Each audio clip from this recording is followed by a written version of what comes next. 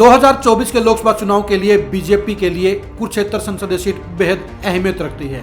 2014 और 2019 में कुरुक्षेत्र सीट को लगातार 2 बार जीतने वाली बीजेपी 2024 में इस सीट पर जीत की हैट्रिक लगाना चाहती है। नायब सैनी को प्रदेशाध्यक्ष बनाने के बाद अब सवाल ये उठ रहा है कि क्या बीजेपी उन पर दोबारा दांव लगाने का काम करेगी या उनकी जगह किसी दूसरे चेहरे को चुनावी दंगल में उतारने का फैसला लेगी। नायब सैनी के प्रति जनता में चल रही नाराजगी, उनकी गिरती हुई साख, उनकी गिरती हुई पकड़ और उनकी लोकप्रियता के डाउनफॉल के चलते कहीं न कहीं नजर आ रहा है कि बीजेपी उनके टिकट काटने का काम करेगी। अगर नायब सैनी की टिकट करती है तो उन हालात में सवाल ये पैदा होगा कि क्या बीजेपी तीसरी बार लगातार किसी सैनी नेता को टिकट देने का काम करेगी या किसी गैर सैनी नेता पर दांव खेलने का फैसला लेगी। अगर बीजेपी 2024 के चुनाव में किसी सैनी नेता पर दांव लगाने का काम करेगी तो उसके लिए प्रोफेसर कैलाश सैनी सबसे प्रबल और मजबूत दावेदार नजर आ रही हैं। लेकिन अगर बीजेपी ने सैनी प्रत्याशी की बजाय किसी दूसरे प्रत्याशी को चुनावी मैदान में उतारने का फैसला लिया तो उन हालात में चेहरे को लेकर अभी गफलत का माहौल बना हुआ है। अभी बीजेपी के पास लोकल लेवल पर ऐसे गिने चुने चेहरे ही हैं जिनके ऊपर बीजेपी दांव खेलने का काम कर सकती है। गैर जाट नेताओं के अंदर साफ तौर पर अगर बीजेपी किसी ब्राह्मण चेहरे को प्रत्याशी के तौर पर चुनने का फैसला लेती है तो उसमें डीडी शर्मा पहली चॉइस हो सकते हैं, क्योंकि डीडी शर्मा इकलौते ऐसे नेता हैं जिनके कुरुक्षेत्र पार्लियामेंट के लगभग 5 विधानसभा क्षेत्रों में प्रत्यक्ष या अप्रत्यक्ष तौर पर चुनाव लड़ने के, अपना गांव होने के या कार्य क्षेत्र होने के बेनिफिट्स हैं। उनके जरिए बीजेपी इस सीट को जीतने का फैसला ले सकती है। डीडी शर्मा को प्रत्याशी बनाकर बीजेपी इस सीट को आराम से जीतने का काम कर सकती है।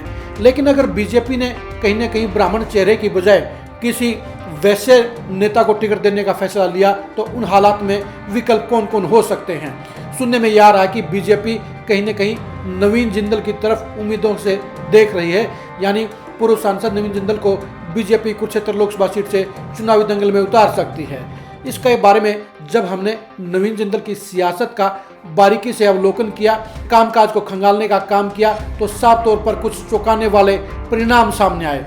2014 के चुनाव में हार झेलने के बाद कहीं न कहीं नवीन जिंदल कुरुक्षेत्र से आउट हो गए हैं। पिछले 9 साल के दौरान आपको नवीन जिंदल की कुरुक्षेत्र पार्लियामेंट में सिर्फ गिनी चुनी उपस्थिति ही नजर आएगी, यानी चुनाव हारने के बाद नवीन जिंदल कुरुक्षेत्र सीट से गायब हो गए। एक बड़े डर के चलते उन्होंने सियासत से मुंह मोड़ लिया और इसीलिए 2019 में वो चुनावी दंगल में उतरे ही नहीं। लेकिन एक बार फिर कहीं ना कहीं अंदर खाते नवीन जिंदल चुनाव लड़ने के इच्छुक बताए जाते हैं। लेकिन ये हकीकत है कि पिछले 9 साल के दौरान नवीन जिंदल कुरुक्षेत्र की जनता से कट ऑफ रहे हैं, वो जनता के सुख दुख से दूर रहे हैं। उनका कुरुक्षेत्र संसदीय क्षेत्र से कोई वास्ता नहीं रहा है, यानी वो कुरुक्षेत्र के लिए बेगाने हो गए हैं और उन्होंने कुरुक्षेत्र पार्लियामेंट को बीजेपी के भरोसे छोड़ दिया है। ऐसे में नवीन जिंदल बीजेपी के लिए किसी काम के साबित नहीं होते हैं। अगर बीजेपी उनकी बजाय किसी दूसरे वैसे चेहरे पर दाव लगाने का फैसला लेगी तो उसके लिए ज़्यादा बेहतर होगा, क्योंकि नवीन जिंदल का बेशक नाम बड़ा है, बेशक वो यहाँ से सांसद रह चुके हैं, बेशक उनके पिता यहाँ से सांसद रह चुके हैं, लेकिन ये हकीकत है कि 9 साल के दौरान नवीन जिंदल ने एक बार भी कुरुक्षेत्र पार्लियामेंट की जनता का सुख दुख नहीं जाना है, उनके विकास और बदहाली के बारे में कोई जानकारी नहीं ली है, एक बार भी उन्होंने जनता की आवाज़ को नहीं उठाया है। वो बुजदिलों की तरह कुरुक्षेत्र से पलायन कर गए हैं और उनका कुरुक्षेत्र की जनता के साथ किसी तरह कोई नाता नहीं रहा है। ऐसे में सवाल उठता है कि क्या बीजेपी से बाहर भी कोई ऐसा नेता हो सकता है जो नवीन जिंदल का मजबूत विकल्प हो सकता है। अगर ऐसे नेताओं की तलाश की जाए, अगर ऐसे नेताओं को खंगाला जाए तो कहीं ना कहीं लाडवा के समाज सेवी संदीप गर्ग इस पैमाने पर खड़ा उतरते हैं। संदीप गर्ग अपने सामाजिक कार्यों के जरिए न सिर्फ लाडवा बल्कि इसके साथ साथ शाहबाद और रादौर में भी तेजी से पॉजिटिव छवि बना चुके हैं।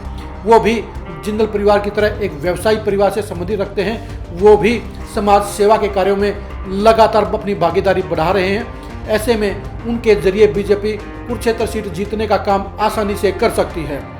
संदीप गर्ग के खिलाफ कोई भी ऐसी नेगेटिव बात नहीं है जो बीजेपी को रास नहीं आती हो। संदीप गर्ग लगातार अपनी एक्टिविटी बढ़ा रहे हैं, वो बीजेपी और कांग्रेस दोनों के लिए ही बेनिफिट के यानी सबसे बेहतर प्रत्याशी साबित हो सकते हैं।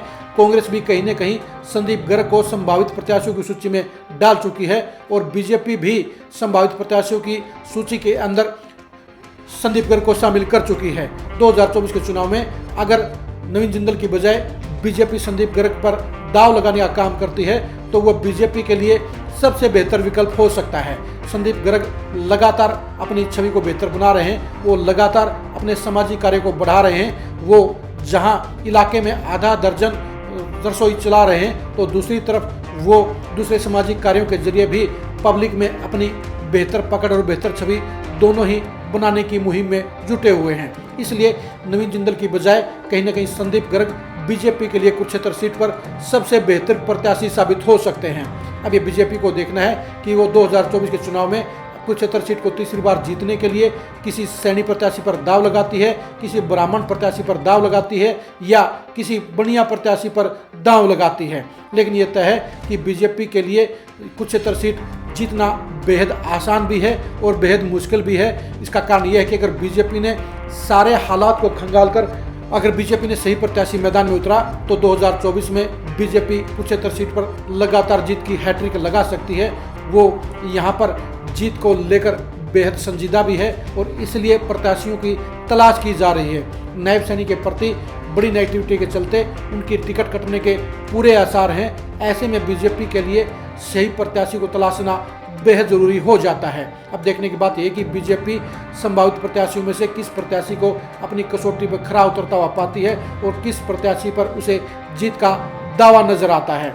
2024 में कुरुक्षेत्र सीट के बीजेपी के समीकरणों को समझने के लिए आप खरी खरी न्यूज के साथ जुड़े रहिए।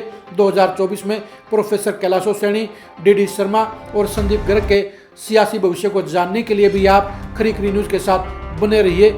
सबसे बड़ा सवाल यही है कि बीजेपी क्या कैलाशो सैनी पर दाव लगाएगी, क्या डीडी शर्मा के जरिए ब्राह्मण वोटरों को लामबंद करके जीत हासिल करेगी या जिंदल परिवार की तरह संदीप गर्ग को प्रत्याशी बनाकर वो जीत की हैट्रिक लगाने का काम करेगी। बीजेपी के लिए कुरुक्षेत्र की सीट की अहमियत बेहद ज़्यादा रखती है क्योंकि इस सीट के जरिए वो पूरे उत्तर हरियाणा को साधने का काम करेगी। क्योंकि अंबाला सीट जहां रिजर्व हो चुकी है वहीं कुरुक्षेत्र सीट के जरिए वो पिछड़े वर्गों के साथ साथ गैर जाट वोटरों को भी लामबंद करके इस सबसे चर्चित सीट को जीतने के प्रयास में कोई कोर कसर नहीं रखेगी। 2024 में कुरुक्षेत्र सीट को लेकर बीजेपी की रणनीति को जानने के लिए आप लगातार खरी खरी न्यूज़ के साथ बने रहिएगा। आप हमारे फेसबुक पेज को फॉलो कीजिए, आप हमारे यूट्यूब चैनल को सब्सक्राइब कीजिए। नमस्कार।